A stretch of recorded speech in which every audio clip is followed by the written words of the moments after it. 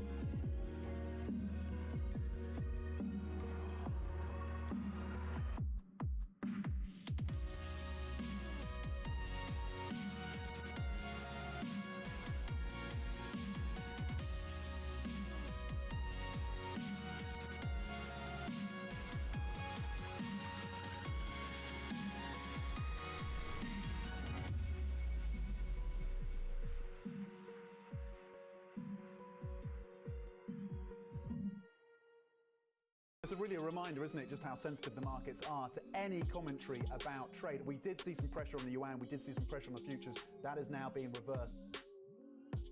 Valuations, particularly, sort of the technology landscape, have gotten to some pretty extraordinary levels. So I think it's not a surprise. I don't think it's any indication of the beginning of the end, but I do think markets don't like uncertainty.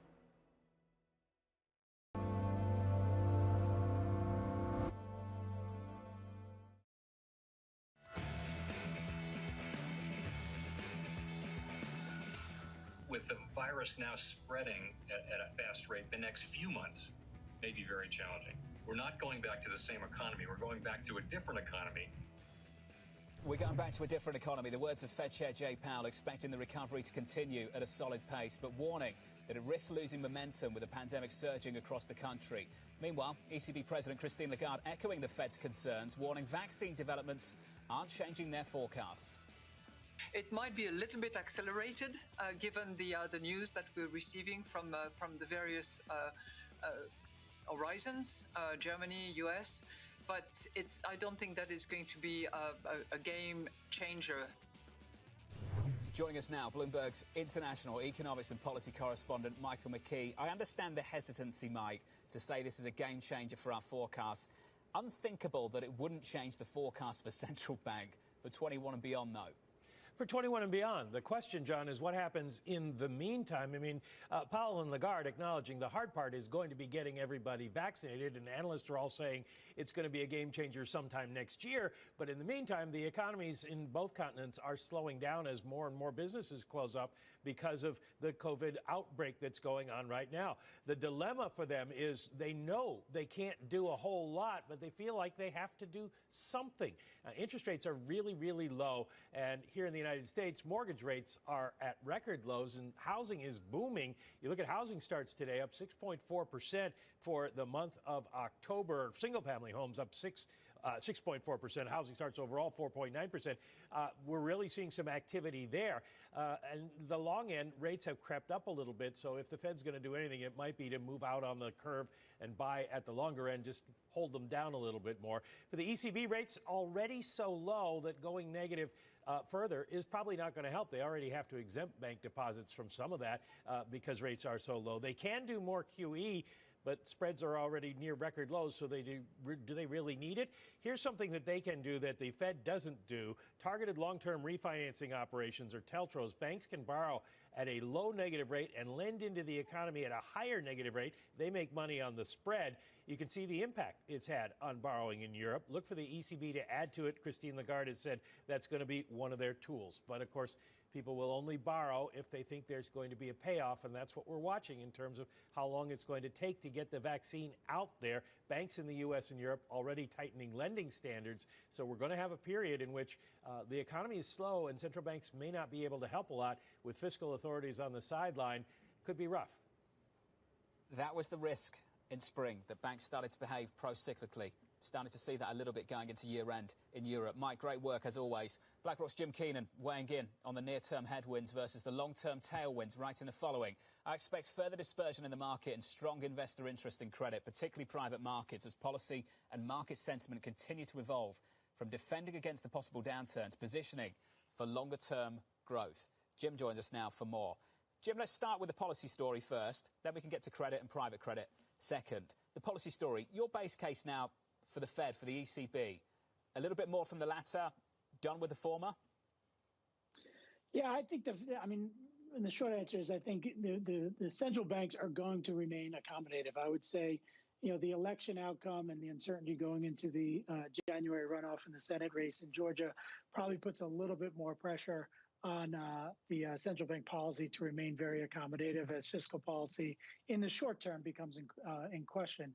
But that being said, I think the vaccine was incredibly important news.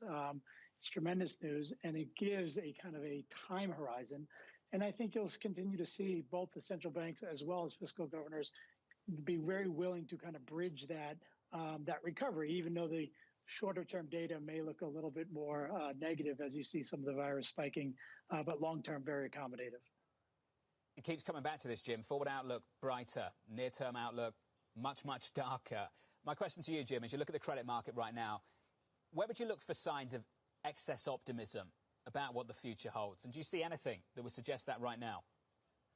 It's funny. I mean, if you went back 2 weeks ago before the election, it almost there was a lot of pessimism. There was a lot of uncertainty around the outcomes of the election. There was uncertainty with regards to the spike of the virus. It was before the vaccine news. Very quickly, in a matter of 2 weeks, you've seen a significant race up in risk assets as people have positioned for that pro-cyclical growth. I don't see excesses. I see a tight market. But I think that's supported by both the earnings growth, the policy that we just talked about, and really a multi-year recovery from an economic picture. And so spreads, I think, are generally supportive. They're going to produce a lower rate of return. But that being said, in this environment that is more pro-cyclical, I think rates on the front end stay very low and are locked in.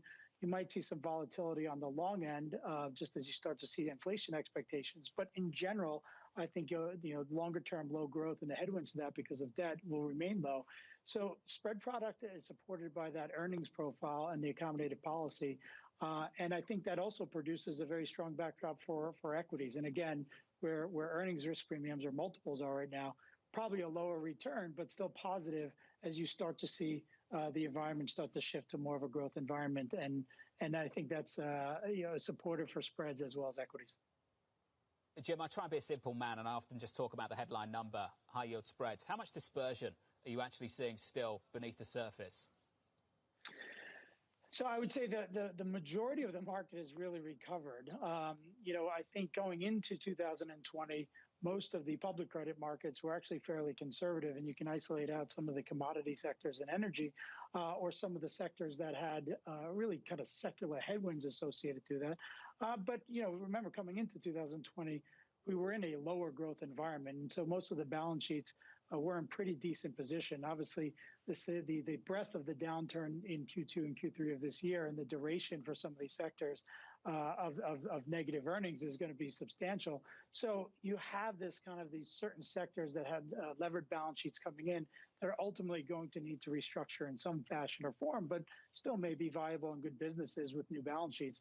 But most of the market has recovered back up to 80 to 90% of the spreads of where they were pre-COVID. And that being said, with rates lower, the all-in yields are lower. Well, that's where I wanted to finish. You've been talking a lot about the opportunities in private credit, direct lending, distressed debt opportunities. Is there any distress right now to take advantage of, Jim? Yeah, it's always a bit of distress, and I do think that there's a variety of good companies in some of these sectors that were not set up for 2020 or 21 to have the significance or the duration of the downturn. And so I do think maybe 6 months ago they were priced as if they were going to restructure or liquidate. I think now some of these needs to rationalize their balance sheet where they can't put more debt on debt. So they'll look to equitize some of that balance sheet or bring in new equity. So there are opportunities out there. It's not necessarily the breadth that you saw 2 or 3 months ago, but there are certainly opportunities. And the reality is, as we just talked about, when you look at where assets are being priced and globally speaking, the need for yield or the need for income or return, you really have to look at pockets to find that. And I think, the private credit markets, performing assets, are opportunities to get high single digits type income. And that's an opportunity that we think a lot of our clients are going to be assessing and looking into. And then, the equity markets are where people are going to really seek out returns just based off of earnings growth. And as you talked about before, the dispersion, right? We're seeing this balance between the different economic shifts based off of behavioral changes and policy shifts because of the virus. Two different worlds right now, the future and the present. Jim, great to catch up, as always. So my best to the team. Jim Keenan there at BlackRock. Coming up on this programme, the analyst action you need to know. That'll be next in our morning calls. Then later, full bull or room to run. The great debate right now. Investors taking their positions. We'll ask the question to JP Morgan's Jack Caffrey very shortly.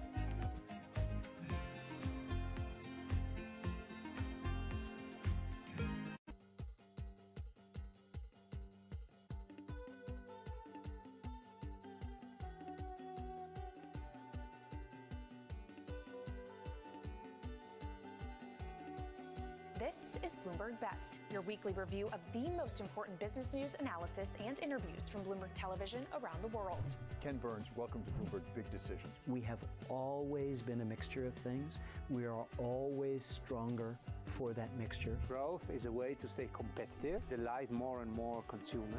Welcome to the Best of Bloomberg Technology. I'm Emily Chang. They've moved the needle by acknowledging that they have to monitor the content. What is one word of advice you'll take with you? Learn how to listen. And that is certainly something that has served me well. Ankiti, where do you go from here? It's a huge market, it's a huge opportunity. I want to go 100x from here. Our philosophy is to partner where we can and stand apart when we should.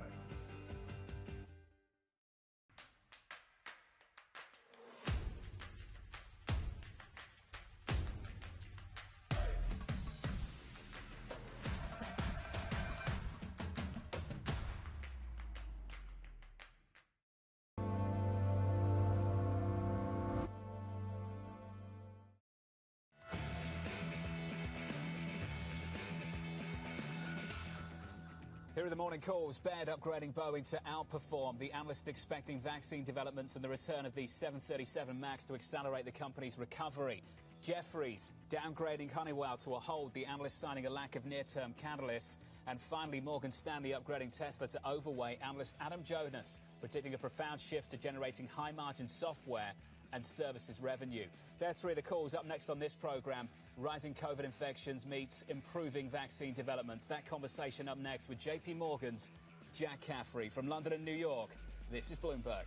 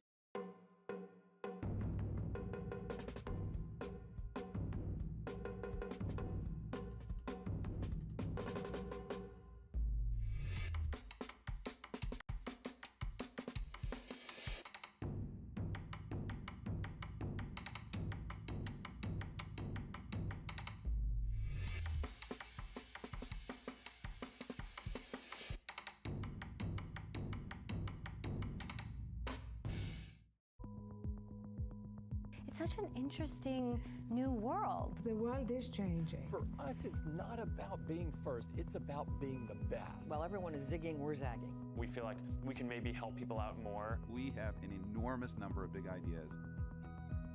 We've been shouting from the rooftops for a very long time. There is a monopoly problem in this country, and in particular, there is a Google problem in this country.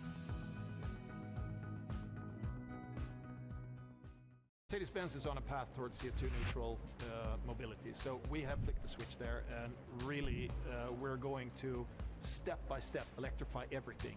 And what does that mean? Combustion engines get electrified. We explore the trends, investments, and competition of the European ETF industry. Join us on Bloomberg ETF IQ Europe.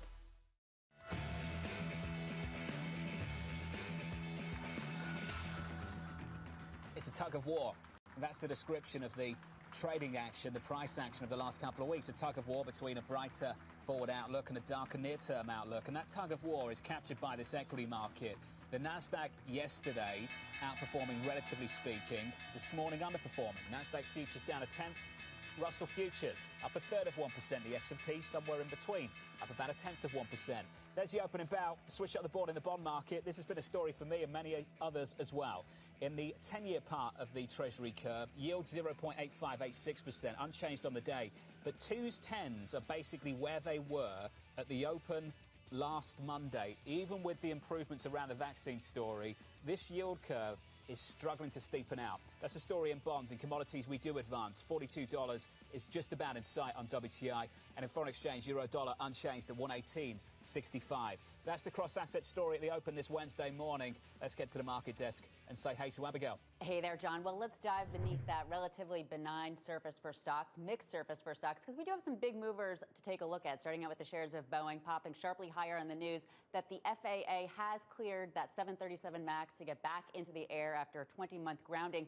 Amazing is the fact that over the last 7 trading days, or 8 trading days now, including today, up nearly 40%.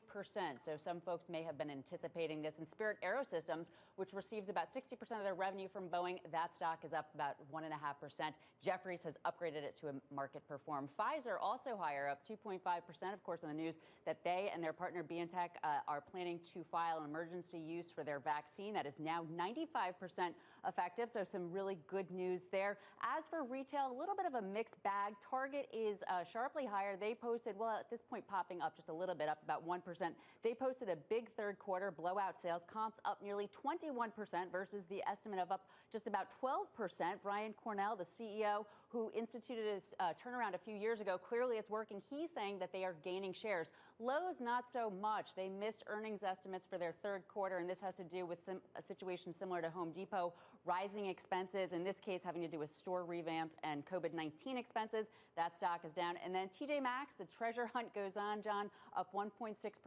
Huge beat on the bottom line. Adjusted earnings, they beat by 79%.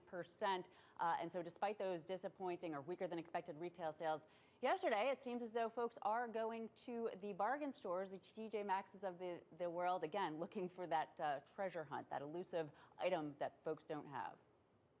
Abigail, thank you. This rotation continues 2 minutes into the session. What do they say? It's like a swan. Above the water surface, cool, calm, elegant, not much movement. Beneath the water, legs kicking away aggressively. On the S&P, top line, unchanged on the S&P 500, no movement. Beneath the surface, information technology just a little bit softer. We edge lower by a third of 1%.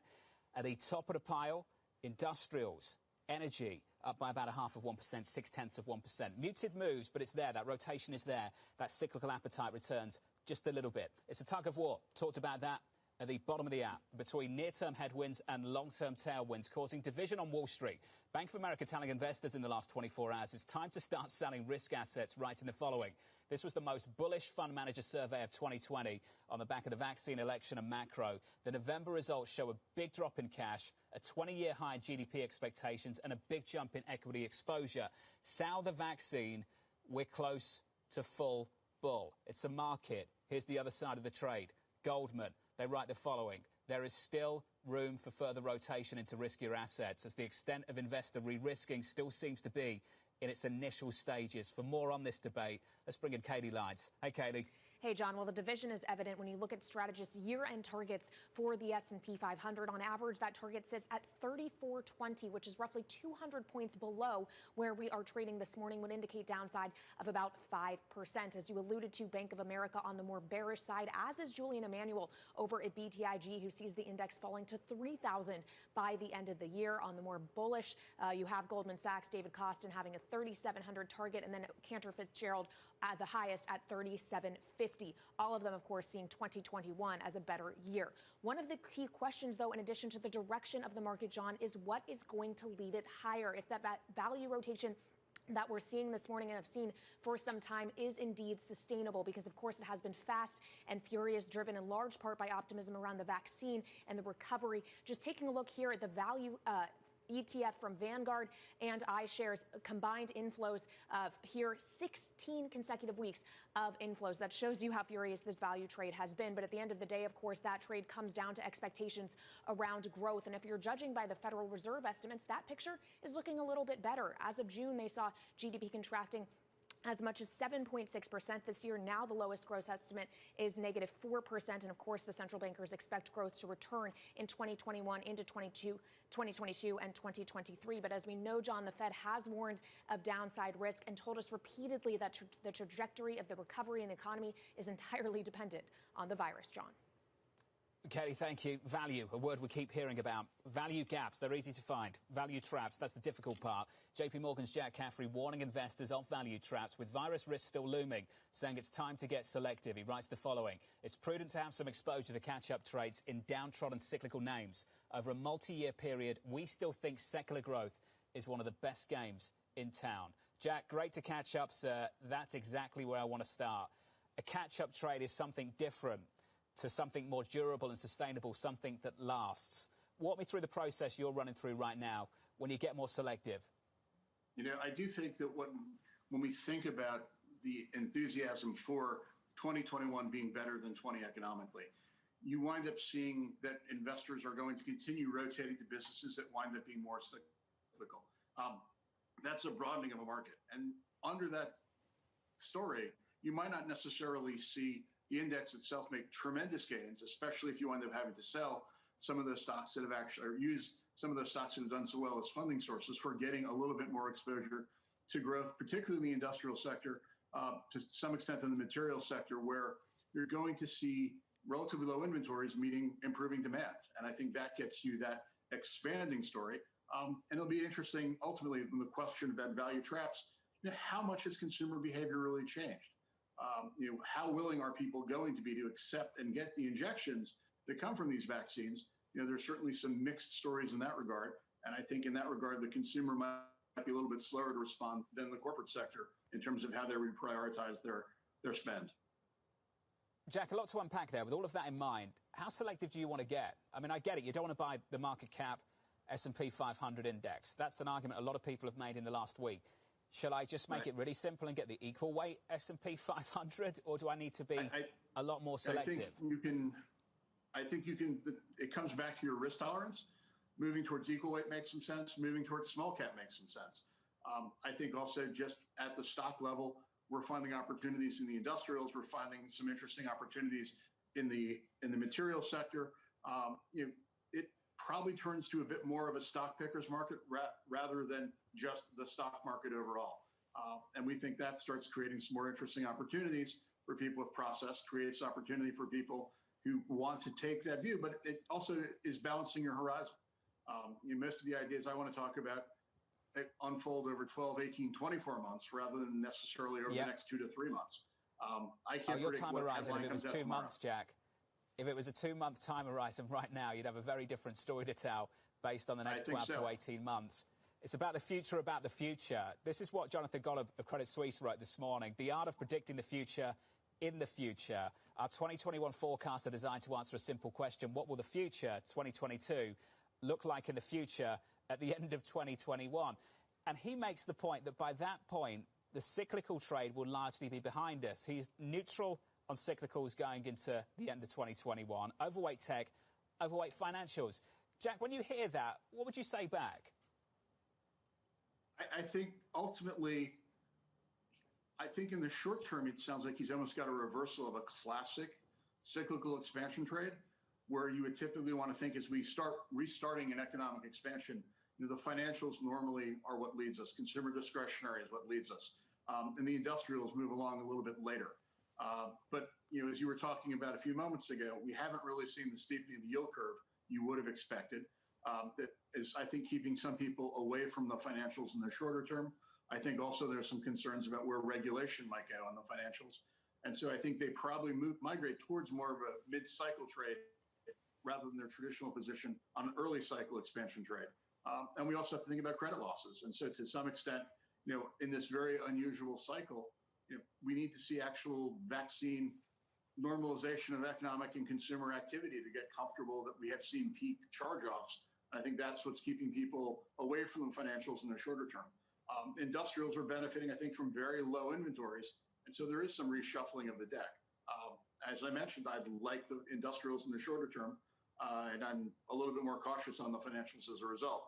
You know, a year from now, it's very possible that the early cycle trade is done. And that you're starting thinking about more normalized, more stable, but I think very extended growth. And I think that gets you back to the more secular stories that actually can continue to grow over the longer term. Jack, that was the clearest explanation, I think, for everyone to work through this market in the next 18 months or so and some of the considerations you've got to make. Jack, always fantastic to catch up, sir. Jack Caffrey there of JP Morgan. In this market right now, about 10 minutes into the session, we advanced just a little bit at the headline level. Not much price action. It's the rotation that continues. That's where we're advancing, with the small caps outperforming as well. Just a note on programming. Jonathan Golubov, Credit Suisse, will be with us on this program tomorrow on that year ahead outlook. Looking forward to that. At the market desk on your movers, here's Abigail. John, let's keep it super simple and talk about that rotation you have been delving into all morning. Very subtle today, but up top, the best sectors: industrials, financials, materials, those reopening rotation sectors. On bottom, financials and other sectors, or excuse me, technology, I should say. So helping out the industrials, GE up 1.7%, JP Morgan up 1.2%. Not on news, but just the fact that folks want exposure to those names. On the other hand, Apple down slightly on the news that they are cutting their App Store fees to 15% from 30%. That could be a revenue loss. And then finally, Visa, also one of the big drags on the S&P 500 for the tech sector, John. I think that's Tom Keene playing around with the speaker system in the New York office. Abigail, great to catch up. Thank you. Tom does that sometimes. It's like a child. Coming up, after years of playing laggards, the European banks finally getting their time to shine. That conversation up next with Mandy Zhu, Credit Suisse, from London and New York this morning. Good morning. This is Bloomberg.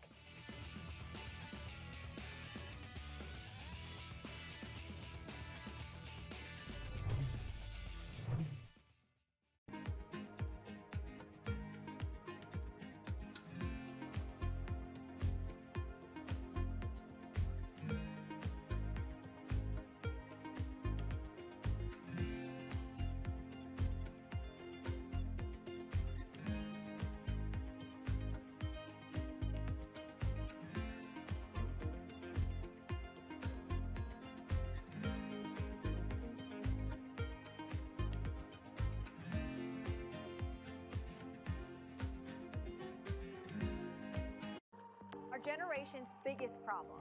Climate change is happening. And the world's most innovative solutions. Transport, industry, buildings, electricity, all of those things. Everything you need to know about our changing environment, the politics of global warming. We can and we will deal with climate change. In the fight against climate change, Bloomberg Green has you covered.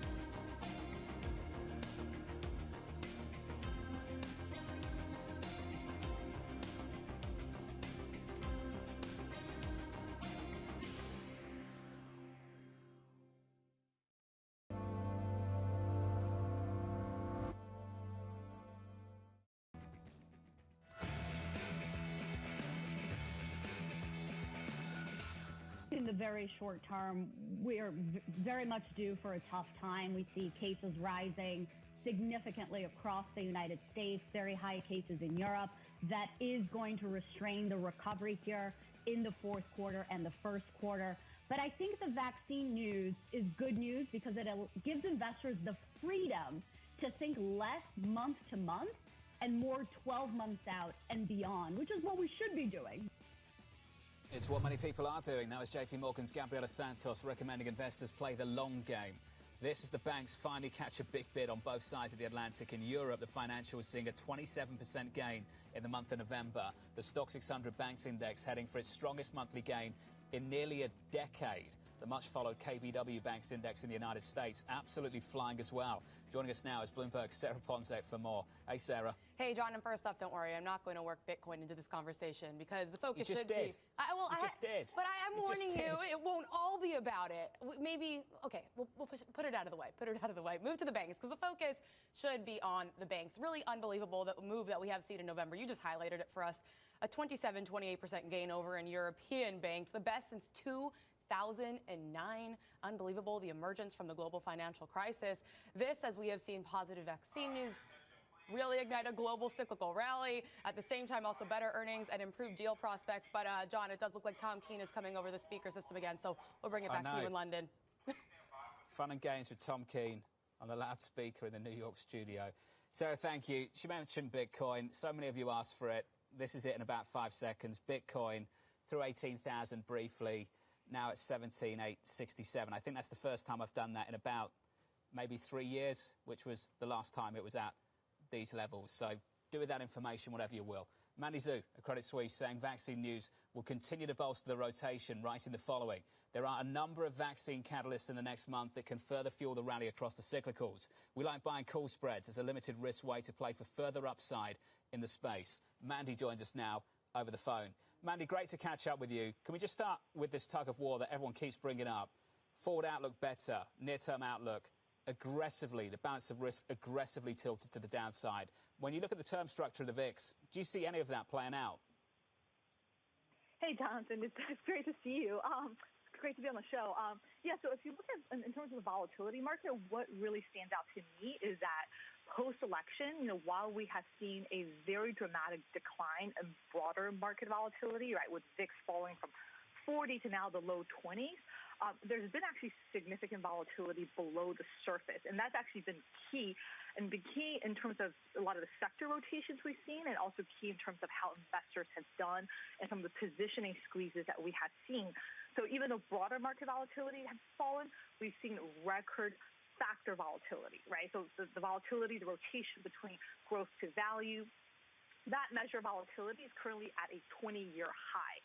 And why that's causing a lot of pain is that coming into this move, a lot of investors were not positioned for it, right? Going to the election, most investors were still very much overweight these secular growers, such as tech and healthcare. And obviously, that worked out immediately after the election, but over the past 2 weeks, we've seen a big rotation away from those names towards the more the value cyclical. So we've seen a lot of rotation, a lot of volatility at the sector level, at the factor level, even though broader market volatility, if you look at the VIX, that's normalized significantly. Mandy, I've asked the question a few times over the last week about maybe excessive optimism about the future and disregarding the near term.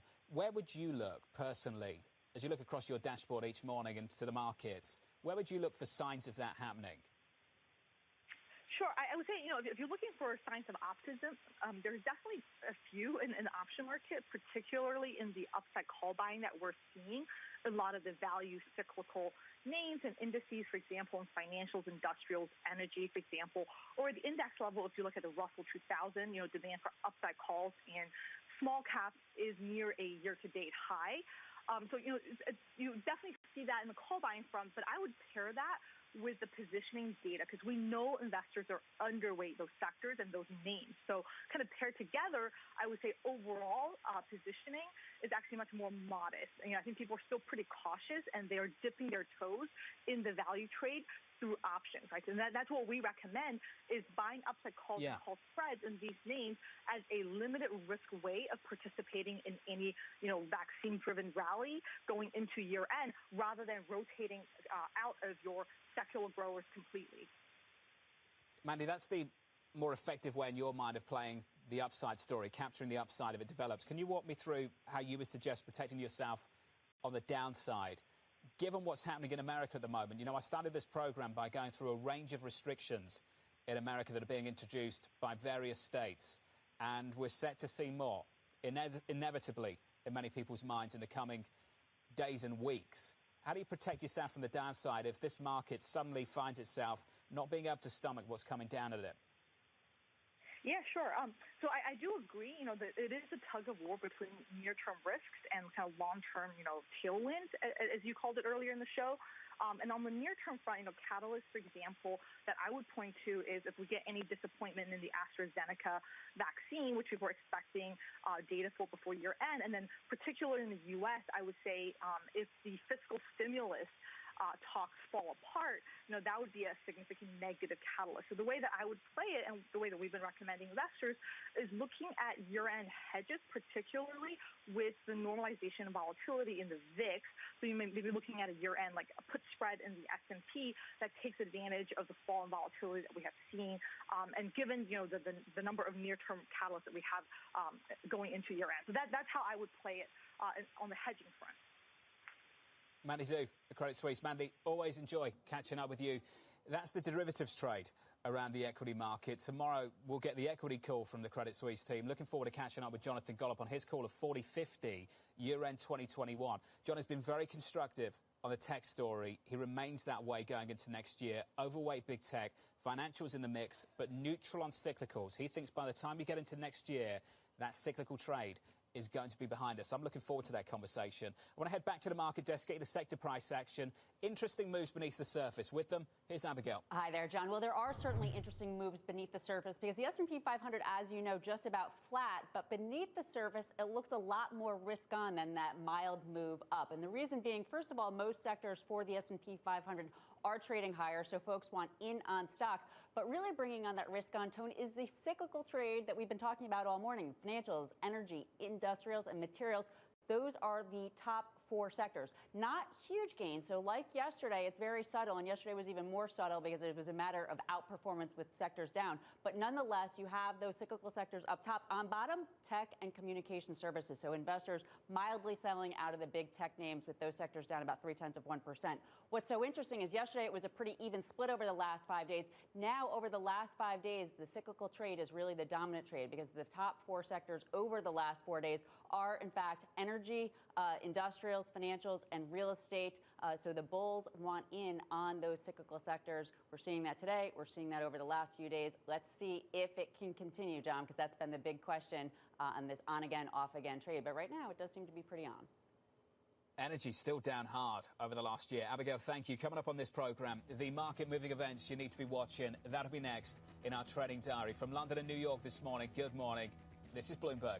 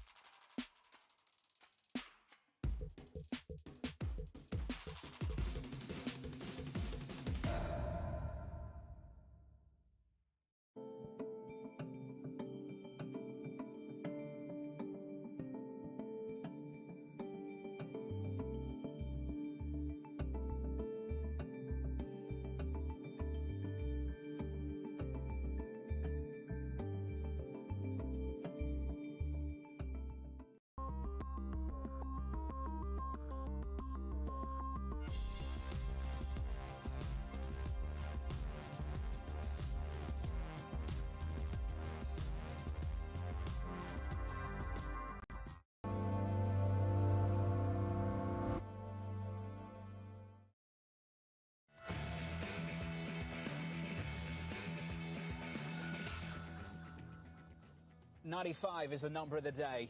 95% effective, Pfizer's vaccine. That's the good news. It sends the Russell to a new intraday record high. The outperformance on the small caps in America, the underperformance on big tech. We're down 1/3% on the Nasdaq. That's the story of the equity market. Here's the story of the week ahead. President-elect Joe Biden hosting a virtual roundtable with frontline healthcare workers in Wilmington, Delaware today. We'll also hear from a number of Fed presidents, Williams, Bullard, Bostic and Kaplan. We'll get another round of initial jobless claims and existing home sales tomorrow morning. And on Friday, it's the deadline for the presidential recount in Georgia. From London and New York this morning, good morning. That does it for us. Catch me on Twitter at Fero TV. They introduced this thing called Fleets. Don't know what it is, tried it, don't know what you think of it. Catch me there and tell me what you think of it. For our audience worldwide, this was the countdown to the open. This is Bloomberg.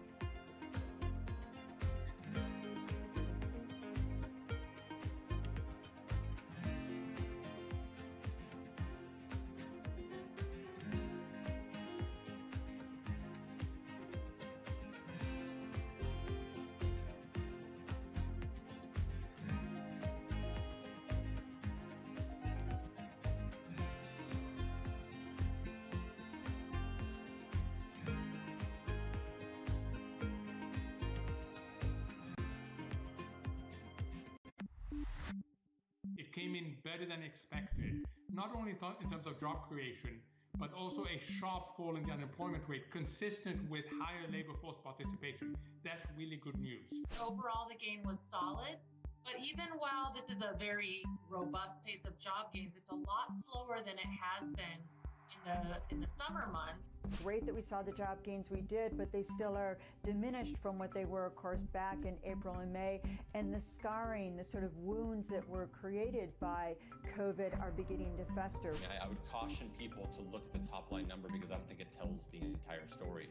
Employment relative to population is still well below where we were pre-crisis, and that's because I think that we're going to have some lasting damage. Depending on what you look at, jobs creation or the unemployment rate, you have different views as to whether the improvement in the labor force is keeping up or slowing down.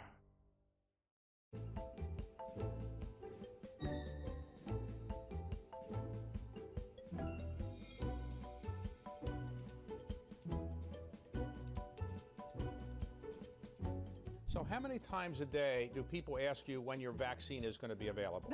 Yes, well, that's definitely a very regular question, whether it's from employees, customers, media, or my mother.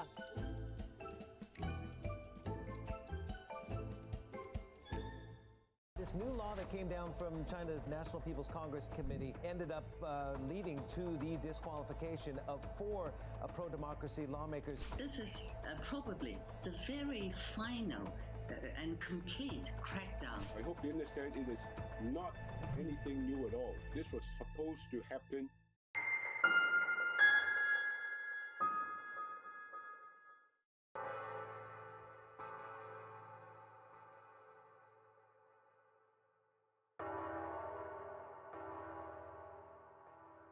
Months after Hurricane Maria, Puerto Rico is still in peril. Huge swaths of the island are still without power, running water, or access to medical care. Experts estimate that it will take years before these services are restored island-wide. Much of the blame has been placed on FEMA for a slow response in comparison to recent disasters on the mainland. But recovery from a disaster of this complexity and scale has proven more challenging than anyone anticipated. And filling the gaps between an overextended public sector and a suffering populace falls on the private citizens.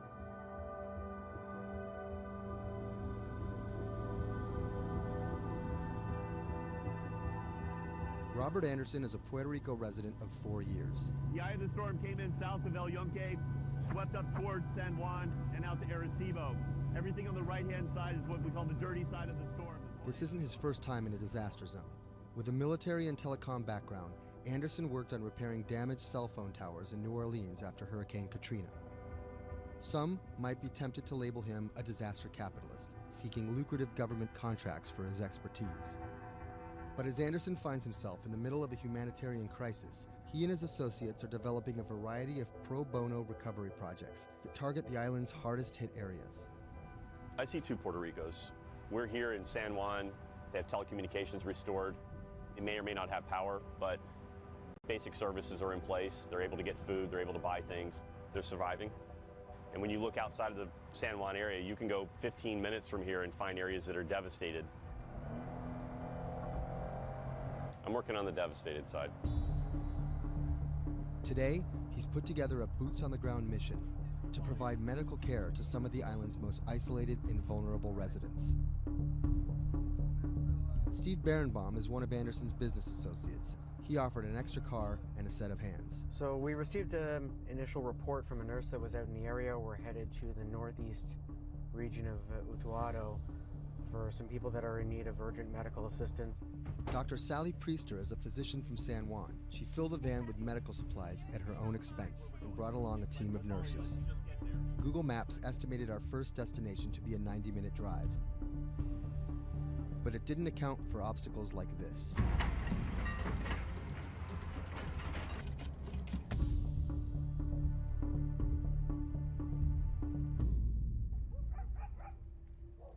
Our first stop was the home of an 82-year-old blind Vietnam veteran. His roof was blown off by the storm, and he's been living alone in a back shed for nearly 2 months. His cane actually got broken in the storm, so he's limited mobility. He has a number of medical ailments. Dr. Priester's having a look at him. We called the VA. They're going to get him set up with what he needs, get him stabilized so he can then be transported either to an evacuation center or off the island.